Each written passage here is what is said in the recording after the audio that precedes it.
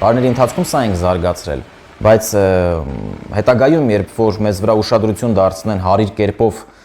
ֆինանս հատկացնեն եւ այս միջոցով հետաքրքրեն, որպեսզի նա հետագայում համալրի բանակը եւ փոխարինի կամ գոնե օգնի զինվորին, միջոցները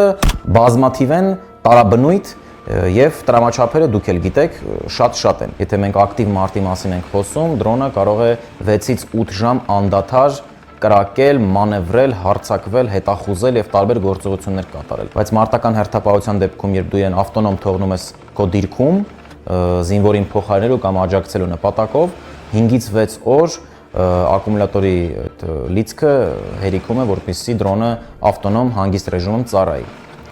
Հավելյալ նշեմ, որ դեռ չենք հուսախաբվում, քանի որ կարծում ենք մեր նպատակը մեր տանջանքից ավելի բարձր արժեք ունի։